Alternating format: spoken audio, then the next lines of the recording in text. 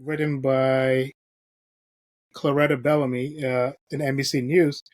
And the article says that exposure to police violence linked to poor sleep in Black adults, studies find.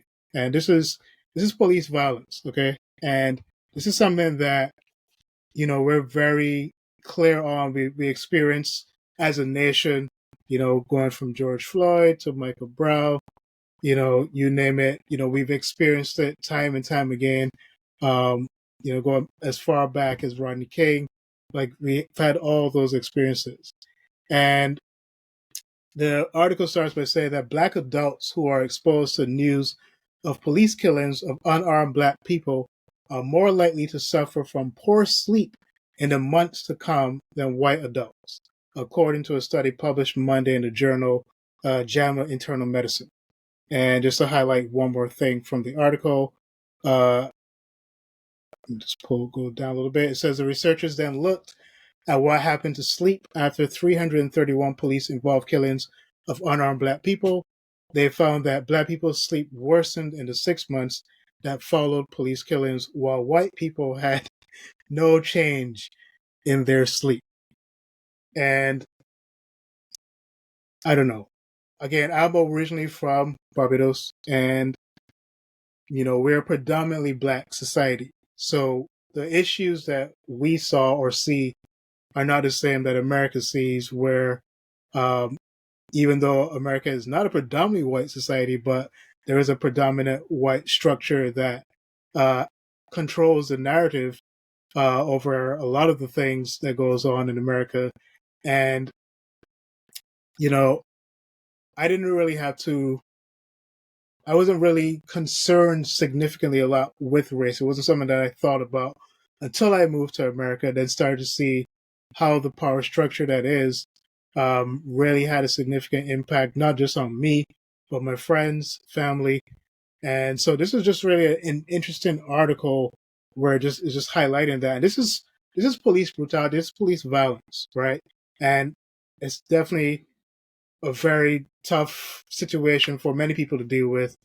But I wanted to also consider the fact that there's a lot of other difficult situations that Black people have to face on a day-to-day basis. And Mark, I don't know what you think about this article and what impact it has on you as you're reading it. The first thing I thought about, and I sent this to you, was Dr. Angela Holiday Bell, and she was on the 6 a.m. show. And off the bat, regardless of what the purpose of this is or what the reasoning is that there's already a difference in the amount of quality sleep based on race. And she brings that up. And it's just because the stressors that people have in their lives, the triggers that they have in their lives, and the stressors that they don't bring on themselves. And the part of this article that hit me the hardest, well, it didn't hit me the hardest, but I think the thing I took the most from it was, she says, it's okay to feel this way because you're responding to a very real, very harmful things. So I think anybody can take from that, hey, don't just push your stress to the side. Don't just say I shouldn't feel this way. Don't invalidate, because she also says that self-validation is a tool and it should be used. It's the phone that's ringing nonstop. You talked about George Floyd's death. We could talk about Ahmaud Arbery. We can talk about pretty much, we can run through a bunch of names. And the hardest part of this is that you know it's real. Like, I know it's real. My circle of friends knows it's real, but a lot of people don't believe that. And that's what makes this really tough. Because I'm not going to say it'd be easy, but it'd be easier if you were to just give that kind of opening statement that you did, and then everyone on the other line was like, oh yeah, I can see that. That's understandable. But you're going to get probably more than half the people say, oh, I don't believe that one bit. Right. Like, I don't believe it one bit. It's, you guys bring this on yourselves. You're just trying to make stuff up. Why does everything have to be about race? Mm-hmm. And like I tell people all the time, like I didn't make this about race. I never made this about race. I'm just spitting out the facts, spitting out truths. And if someone wants to call me out and say, no, Mark, that's absolutely false, this is why, fact, data, then I will have that conversation. But if it's like, oh, that's false because of I've seen this, or I feel this, or this one thing happened to me once, and it's like, those are the conversations that bug me. But this is an absolutely real thing. And I think as a Black man, it's just I've laid up late at night thinking. I've had these thoughts where it's like, what if I leave the house sometime tomorrow and it's the last time my kids see me? Yeah. You know, I have nothing in my truck.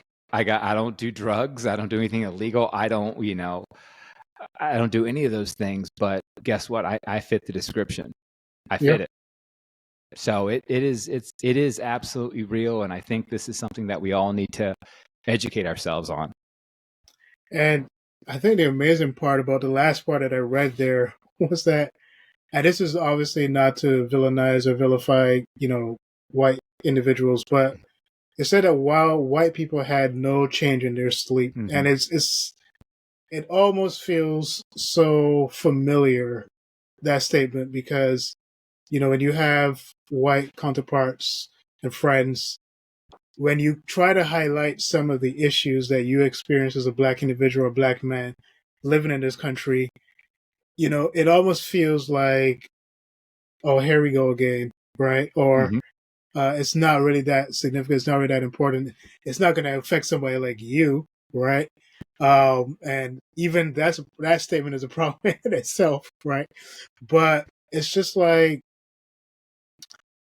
I don't think that they see beyond police killings where we're experiencing, just because of our history in this country, we experience that mental, like, it's fatigue. It's mental fatigue. Yeah. That's exactly what it is. Right? It's like consistently, like a consistent mental exhaustion, right? Because it's like you have to consistently think of, and I don't want to say that poverty is a race thing, right? But it's just like you're dealing with poverty and you're trying to figure out your next step, your next move, while your white counterpart, while they do experience poverty as well, they're probably percentage-wise are not experiencing it at the same level, and probably have a system and family around them that, could help.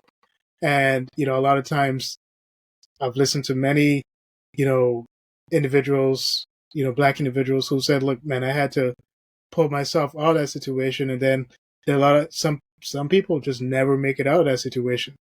So it's really imperative that we feel, if we want to really help make a change, that we really feel connected to what's going on. And just because we're not Black or white or whatever, like, we need to feel connected to the things that are affecting others in society. And so, I just found that so pivotal. And like, I was like recently, like, just trying to make some transitions in my job. And, I was just asking some people like, hey, when you put it on your application, do you fill out the race component or the race part of the job application? And oftentimes my white counterparts would say, I don't really think about it, right? I just fill it out. And I reached out to one Black friend of mine, and he's like, man, I put Black. He's like, I put two or more races, right? I put two or more races, or I just put white. He said I put white sometimes. Like he said, he did it one time, and he got a call back. And then when he went to the company, they started acting a little weird because they were expecting him to be a white individual, and he just knew that they were going to he just wanted to see how they were going to react. But it's just crazy that, like, even as far as filling out a job application, I have to think, well, should I put my race? Like, or why is this here? Why is this even here? So now it's just like something that's even more mentally exhausting. Like, oh wait, I just put in all of my qualifications, reasons why I'm qualified for this job, and now I got to think my race is going to be a one jot against me or one thing against me that's going to keep me from getting the job that I want.